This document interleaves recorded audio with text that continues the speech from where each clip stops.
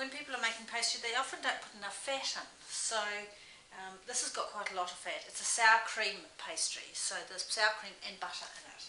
Right, I'll just get the flour out.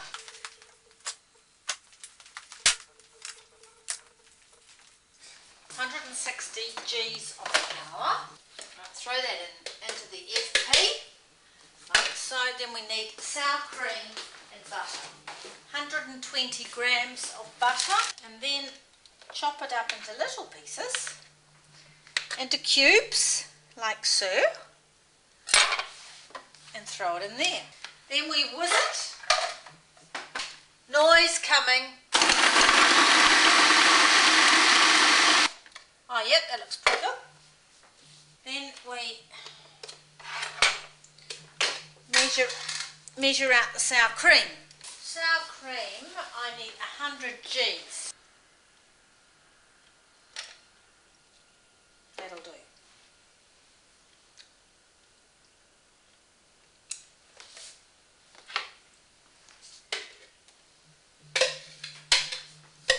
Right, so we just throw that in there, and then we whiz this one again. Ready, set, go. Now you see, can you see in there? It's gone clumpy.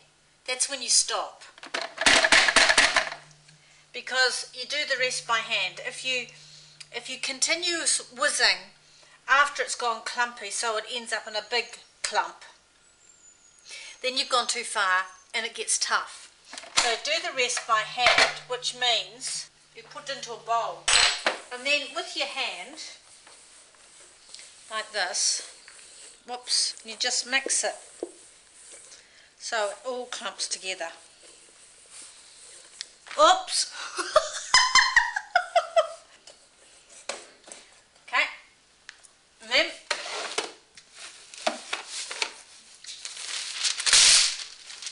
just waiting for the fruit to arrive, so in the meantime we'll throw it in the fridge and let it rest.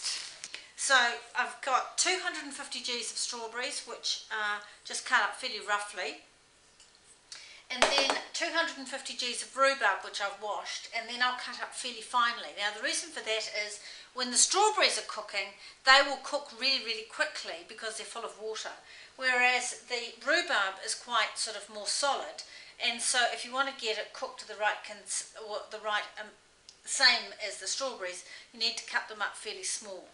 So I'm cutting them up about that size, and then we'll mix them all together with some flour and sugar. 3/4 of a cup.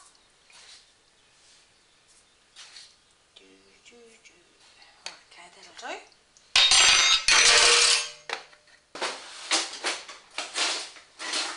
Just looking for a tablespoon here.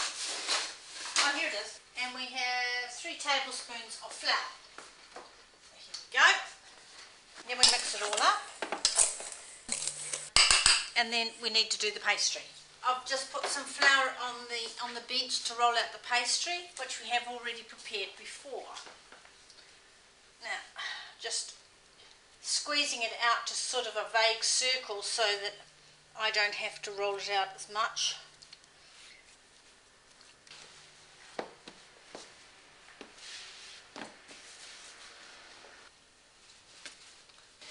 And just roll it out and keep going until it's quite big. And you see in here the solid bits of butter. When we put it in the oven, those bits of butter will melt and make the pastry even lighter. Are you coming to do it? It looks like I've done it. No, I think you need a bit more. Okay. Okay, You so need to put the baking sheet in. yeah, no, it'll droop over the side, but that's okay. Okay.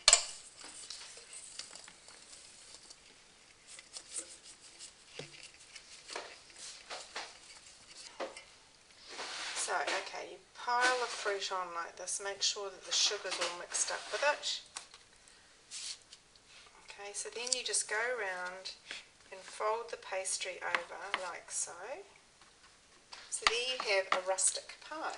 And then you have, brush it with some Milk.